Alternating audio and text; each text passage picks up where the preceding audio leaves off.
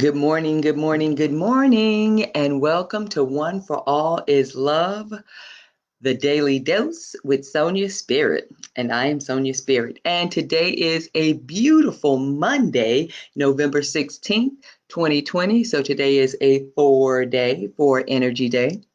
And today's topic is frequencies, fear, and love.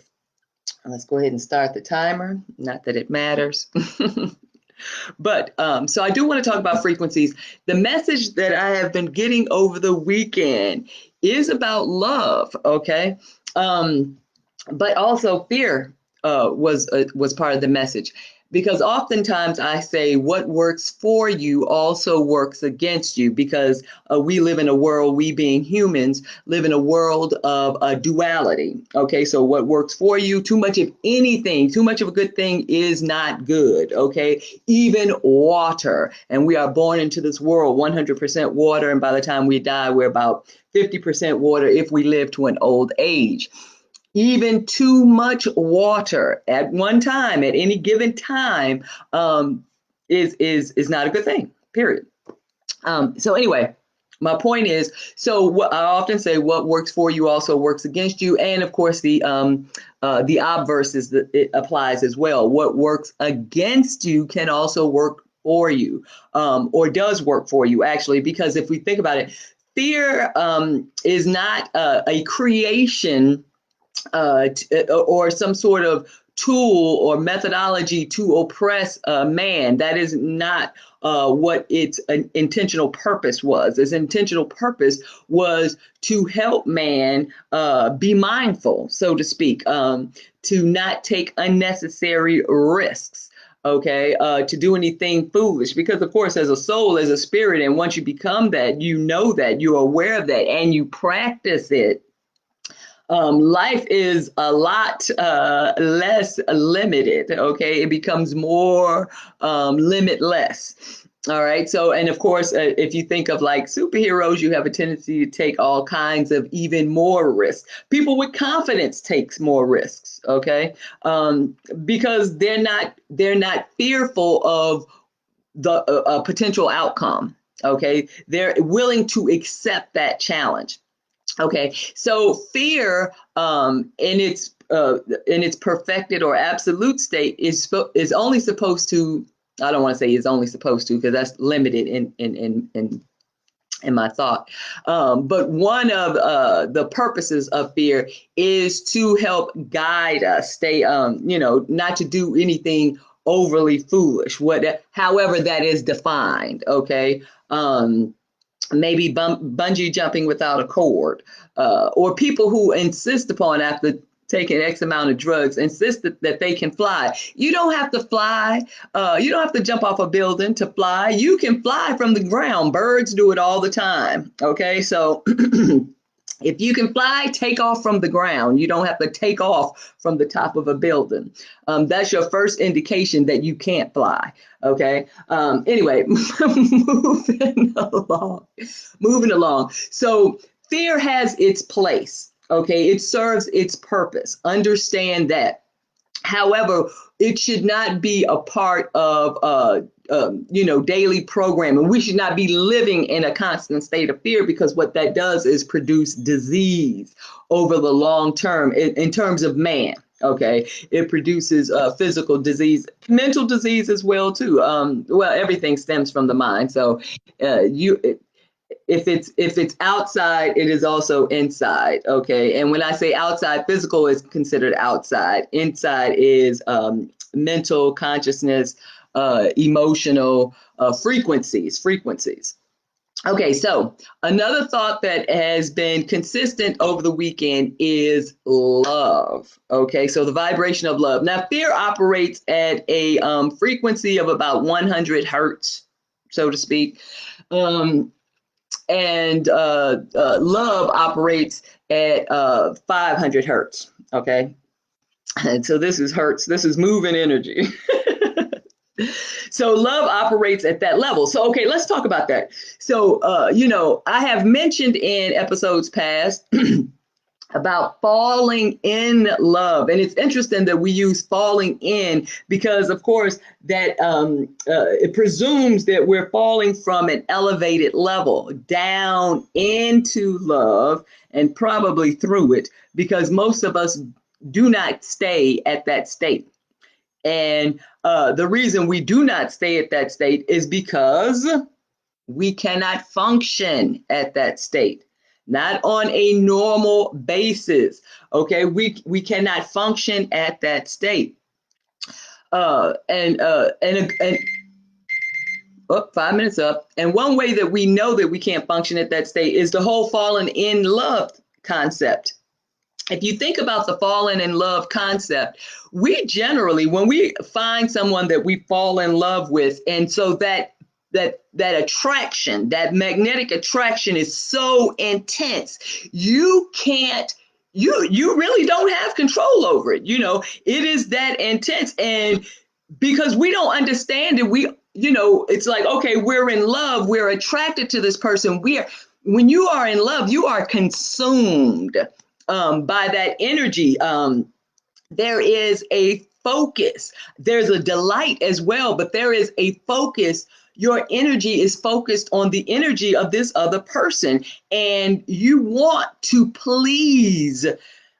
And I just want you to think about, if you've ever been in love, think about the experience. Don't get caught, just the energy level. You are consumed by someone, and so it appears, you're certainly consumed by their energy because your focus is on them, being with them, wondering what they are doing.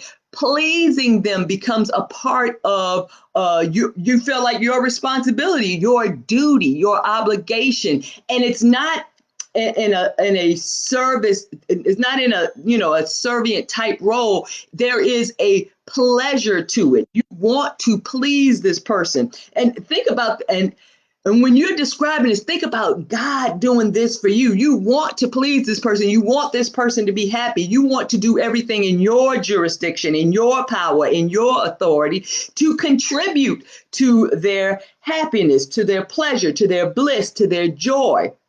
And these are all frequencies. These are elevations of frequencies. Okay.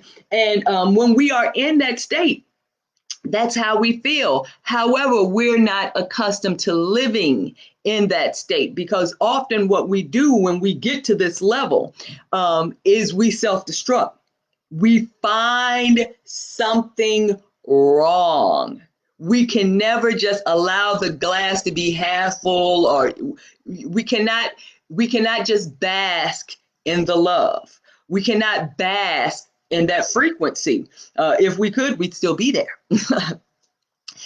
However, because we have fallen in love, however you want to describe falling in, but pass through that frequency, so we're capable of being at that level, okay, without any effort of our own, okay, which is good news. That's the good news. But the thing is, we need to work our way up to that level. And when we get there, we won't self-destruct. So we have to think about things that we do. Like, okay, so when we're in love at that frequency, purely, for however long it lasts, because it's not for a long period of time, but we have, like I said, we have a tendency to self-destruct because we look for things to basically say that this is not a reality. This is not, we can't trust this. This is not true. This feeling is temporary. It's not meant to exist, but we do this through a self-destructive mode. We find things wrong with that person. Okay, that person cannot be this perfect. And it's not so much that the person is perfect, but we're trying to figure out, how come this person is so deserving of this aspect or mode of ourselves? Why is it that we will we will apply all of this energy, this focus, this concentration. So we find something wrong or something's wrong with this person, whatever it is. They leave the toilet seat up, they leave the toothpaste off the cap, or when you're first initially dating, maybe everything is perfect until he or she laughs. There's that snort, whatever, what ignorant thing that you have allowed to penetrate your mind to turn you off from this frequency.